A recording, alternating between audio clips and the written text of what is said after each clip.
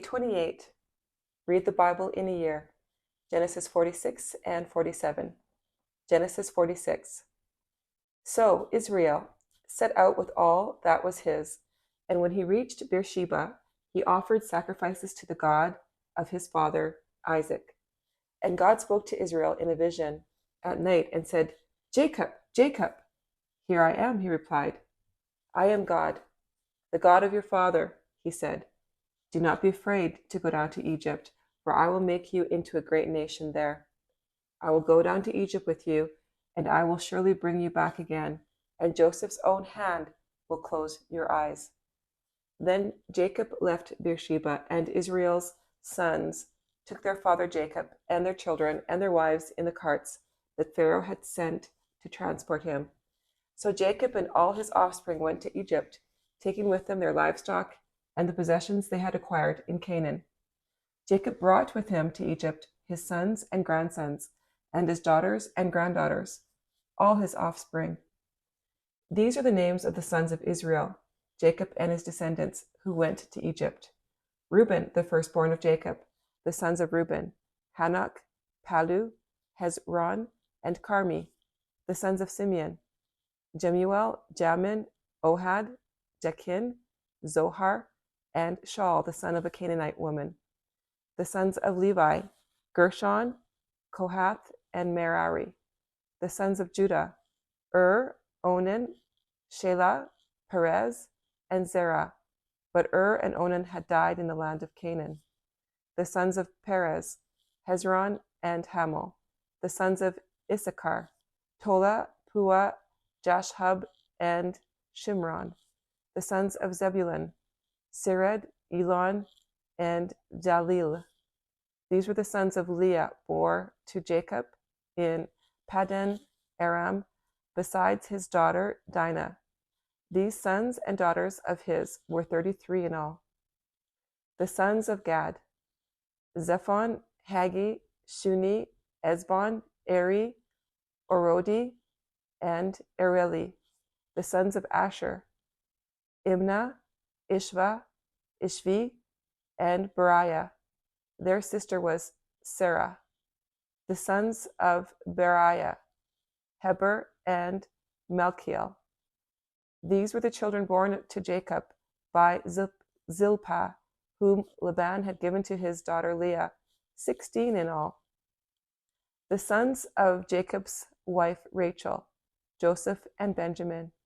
In Egypt, Manasseh and Ephraim were born to Joseph by Asenath, daughter of Potipharah, priest of On. The sons of Benjamin, Bela, Becher, Ashbel, Gera, Naaman, Ehi, Rosh, Muppin, Huppim, and Ard. These were the sons of Rachel, who were born to Jacob, 14 in all. The sons of Dan, Hushim. The sons of Naphtali, Jeziel, Guni, Jezer, and Shillem. These were the sons born to Jacob by Bilhah, whom Laban had given to his daughter Rachel, 7 in all. All those who went to Egypt with Jacob, those who were his direct descendants, not counting his sons' wives, numbered 66 persons. With the 2 sons who had been born to Joseph in Egypt, the members of Jacob's family, which went to Egypt, were 70 in all. Now Jacob sent Judah ahead of him to Joseph to get directions to Goshen. When they arrived in the region of Goshen, Joseph had his chariot made ready and went to Goshen to meet his father Israel. As soon as Joseph appeared before him, he threw his arms around his father and wept for a long time. Israel said to Joseph, "Now I am ready to die, since I have seen for myself that you are still alive." Then Joseph said to his brothers and to his father's household, "I will go up and speak to Pharaoh and will say to him, 'My brothers and my father's household, who were living in the land of Canaan, have come to me. The men are shepherds, they tend livestock, and they have brought along their flocks and herds and everything they own. When Pharaoh calls you in and asks, "What is your occupation?" you should answer, "Your servants have tended livestock from our boyhood on, just as our fathers did, Then you will be allowed to settle in the region of Goshen, for all shepherds are detestable to the Egyptians.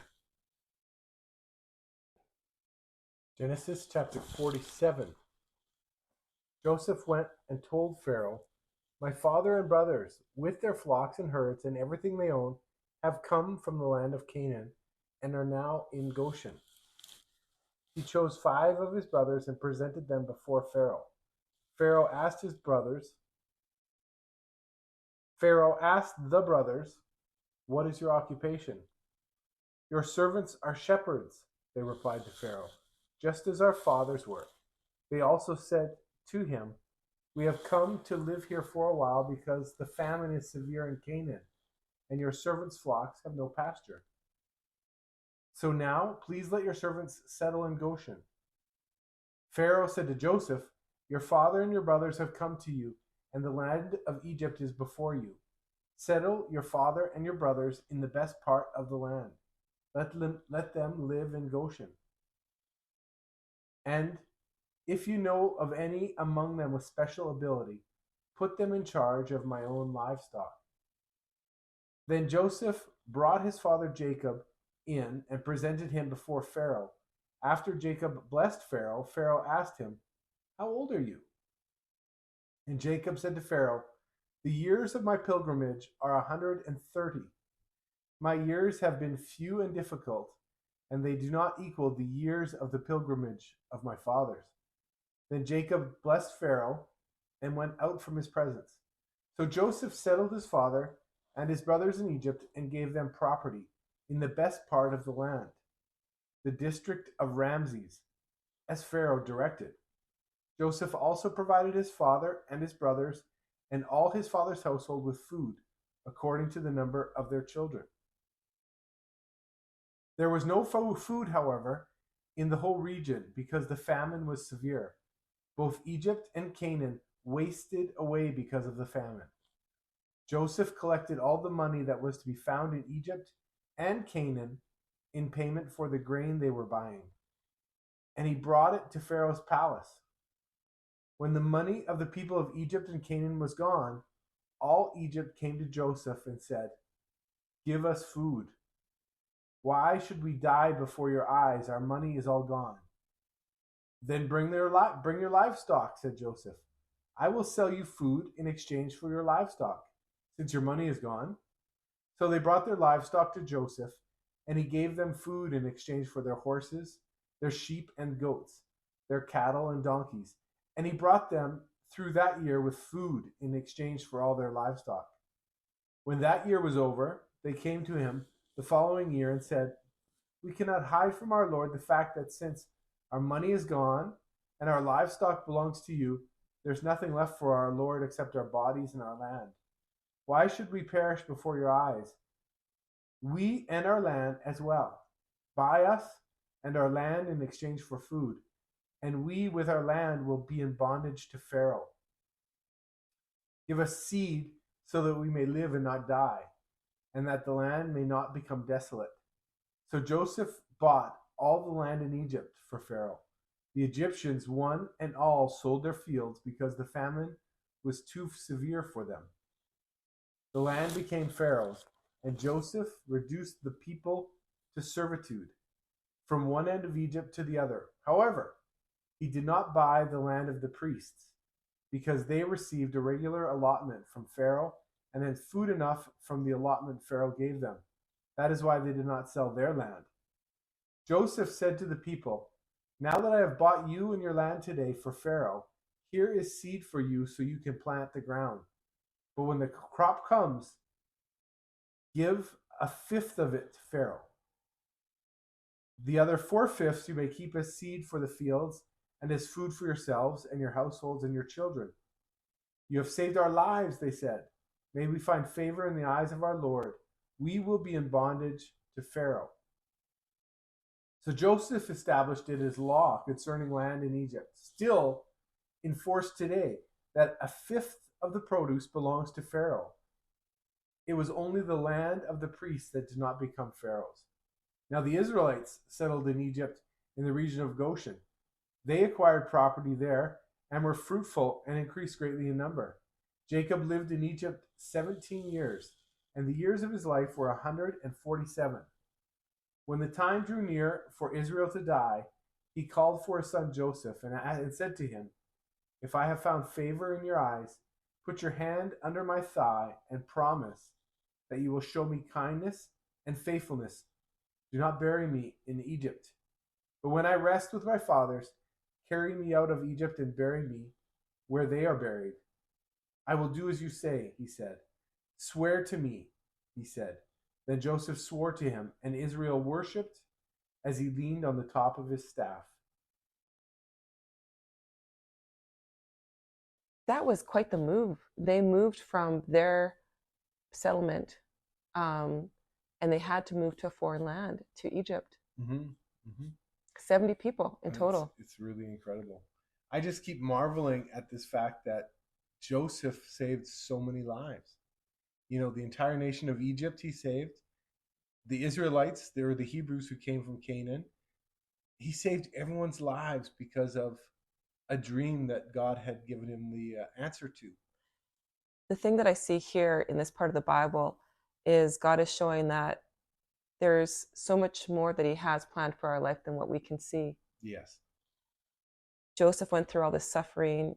He went through so many horrible things in his life, and it was very unjust what he went through. Mm-hmm.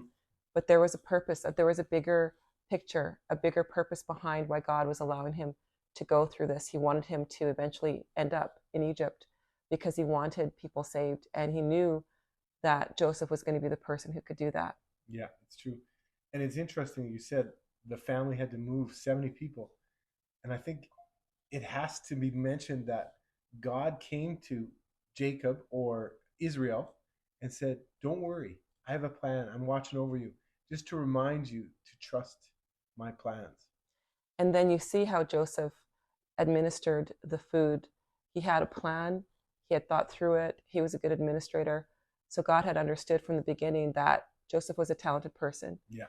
And he wanted that talented person at that place, at that time, to save lives. Yeah. So there's always a bigger picture for our lives. We have a very funneled view of things. We can't see the future, but God can see the future, and we just have to allow ourselves to be used by God by staying righteous. Yeah, yeah.